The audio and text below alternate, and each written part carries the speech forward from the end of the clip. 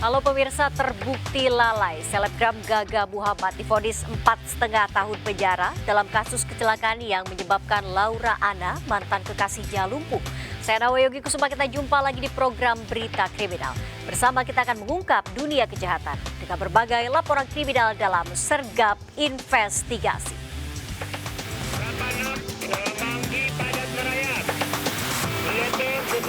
Jajaran Puring hingga saat ini aman terkendali.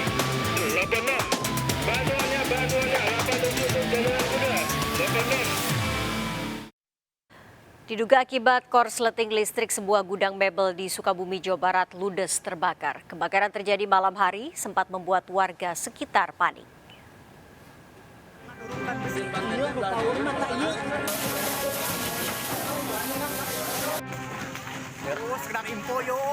Kebakaran besar melanda gudang mebel di Kampung Cimenteng, Desa Pada Asih, Cisaat, Sukabumi, Jawa Barat, sempat terekam video amatir warga. Besarnya kobaran api dengan cepat melahap gudang. Banyaknya material yang mudah terbakar membuat api menyebar hingga menghanguskan seluruh isi yang ada di dalam gudang.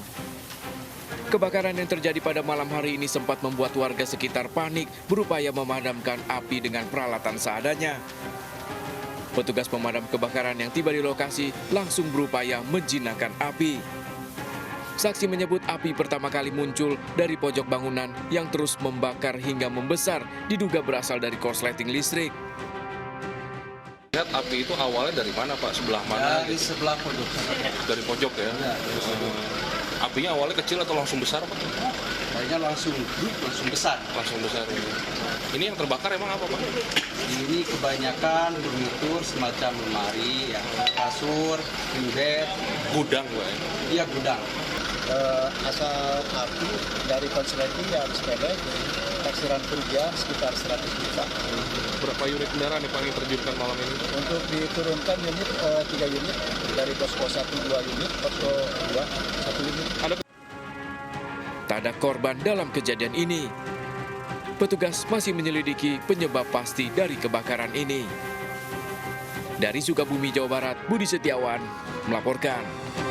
Sebuah mobil menabrak angkutan kota dan satu motor di kawasan Jalan Pasir Kaliki, Kota Bandung, Jawa Barat. Akibat kecelakaan ini, 7 orang terluka, 1 diantaranya anak-anak.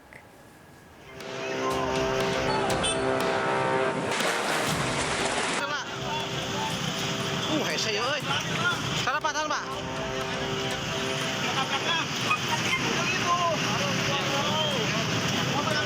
Ya nabraknya mobil ini nih, kayaknya mabuk atau kenapa mobilnya rantang.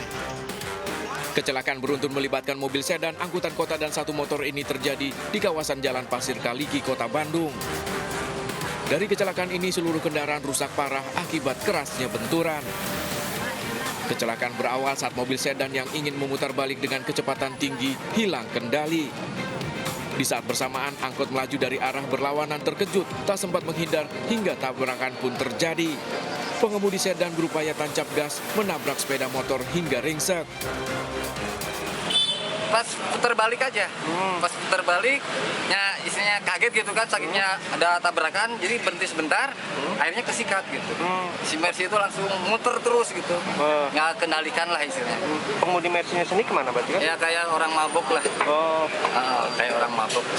Masa sambil muntah-muntah. Jadi diduga mabuk berarti apa? Ya, diduga mabuk. Siap. Dari kecelakaan ini, pengemudi sedan telah diamankan polisi untuk dimintai keterangannya. Petugas langsung melakukan olah TKP untuk memastikan penyebab kecelakaan. Bahkan jadi 3 kendaraan, 2 kendaraan roda 4, 1 kendaraan roda 2. Tadi ada korban, kalau yang terlihat agak lumayan luka berat tuh supir angkot. Dari kecelakaan beruntun ini, 7 orang terluka, 1 diantaranya anak-anak. Seluruh korban telah dilarikan ke rumah sakit guna mendapat perawatan. Dari Bandung, Jawa Barat, Ervan David melaporkan. Tawuran 2 kelompok remaja di Kota Makassar saling serang dengan busur panah. Tawuran hampir setiap hari dilakukan, dipicu dendam lama.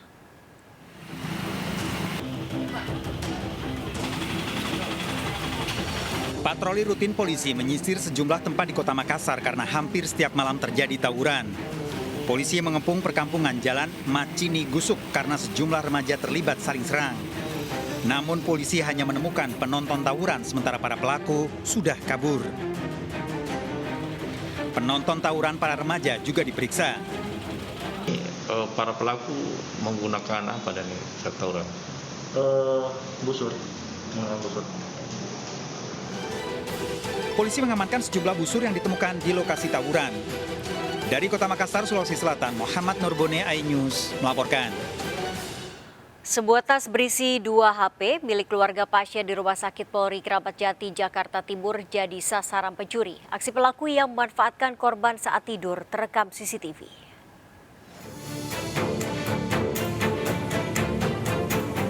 Seorang pelaku pencurian yang mengenakan kaos merah dengan cepat mengambil tas berisi 2 HP milik keluarga pasien di Rumah Sakit Polri Kramat Jati, Jakarta Timur.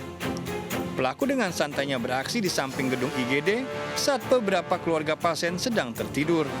Aksi pelaku cukup cepat hanya dalam hitungan detik. Usai beraksi, pelaku pun meninggalkan jaket miliknya. Biasanya HP-nya itu sedang dicas di sana.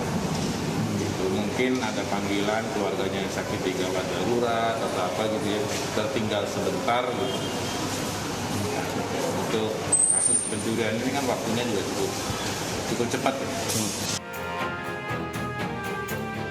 Korban telah melaporkan kasusnya ke Polsek Kramat Jati. Dari Jakarta, Rio Manik melaporkan. Setelah sempat buron, otak pelaku pengeroyokan anggota TNI hingga tewas di Waduk Pluit, Jakarta Utara akhir pekan lalu dibekuk di tempat persembunyiannya. Pelaku merupakan penikam korban saat terjadi pengeroyokan.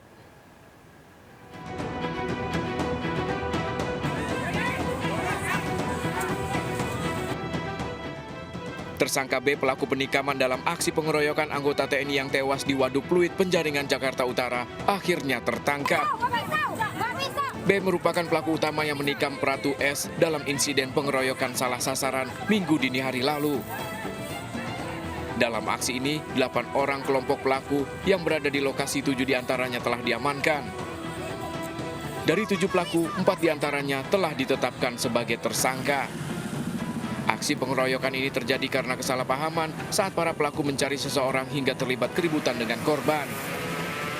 Hingga kini polisi masih mencari barang bukti senjata tajam yang digunakan pelaku B untuk menikam korban. Setelah kejadian memang pelaku sempat mencoba untuk melarikan diri, namun demikian tadi malam berhasil kita amankan di daerah Muara Baru, dermaga pelabuhan Muara Baru ya. Seluruh tersangka telah diserahkan ke Polda Metro Jaya untuk menjalani pemeriksaan. Polisi masih memburu satu pelaku lain yang diketahui identitasnya berinisial C. Dari Jakarta, Vendra Kurniawan melaporkan. Ratusan warga menggeruduk sebuah kafe di Kota Medan, Sumatera Utara karena beroperasi hingga lewat jam malam. Warga emosi karena pemilik kafe menolak penutupan.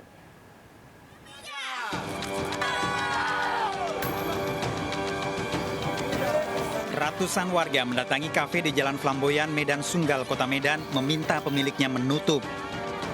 Warga sudah menegur pemilik untuk jam buka kafe sesuai ketentuan waktu yang diberlakukan Pemda. Namun pemilik kafe tak pernah memperdulikan protes warga. Ya, apa salah kami? Makanya kami dibuat permasalahan gini. Iya. Terus terang. Hanya karena dengan masyarakat tadi ganggu usaha kami. Iya, itu banyak lagi kedai. Coba ditutup lagi semua. Petugas Satpol PP datang ke lokasi dan menutup paksa kafe yang dianggap mengganggu warga. Masyarakat sudah terganggu selama ini. Tadi juga yang punya Pak siapa tadi? Naga tidak kooperatif pada kita sehingga mungkin memancing emosi masyarakat, tapi sudah kita sampaikan kepada masyarakat bahwa kita sudah tangani dan masyarakat juga bisa membubarkan diri. Pemilik kafe akan menjalani pemeriksaan dan mendapat pembinaan untuk membuka usaha sesuai waktu yang ditentukan. Dari Kota Medan, Sumatera Utara, Ahmad Ridwan Nasution, iNews melaporkan. Seorang suami pengangguran menganiaya istrinya di Musirawas, Sumatera Selatan hingga mengalami luka bakar 75%. Usai kejadian, pelaku yang lebih muda 15 tahun dari korban melarikan diri.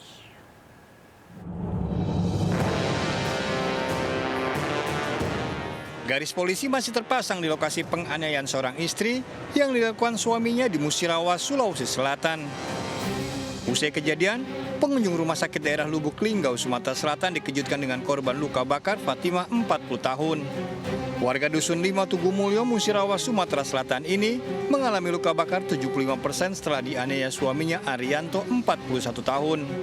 Peristiwa berawal saat korban yang sedang memasak dihampiri pelaku dan langsung menyiramkan bensin. Kejadian ini diduga akibat pelaku kesal karena korban tidak memberinya uang. Bisa kebakar cak ini, itulah kata ibu, hidup nih kata ibu dibilangi kata ibu harus sabar ya dek ya. Nah kalau cak ini memang Nabila ini kurang sabar menuju ibu ya, emosi segala turut baik emosi. Kalau suami lagi marah diam gitu kata ibu. Pelaku yang kabur usai kejadian dalam pengejaran polisi. Dari Musirawas, Sumatera Selatan, Amri Wijaya melaporkan. Terbukti lalai, selebgram Gaga Muhammad divonis 4,5 tahun penjara dan denda 10 juta dalam kasus kecelakaan yang menyebabkan Laura Ana, mantan kekasihnya, lumpuh. Atas vonis tersebut, Gaga mengajukan banding, sementara keluarga Ana menyatakan puas. Tragis Laura meninggal dunia sebelum kasusnya tuntas.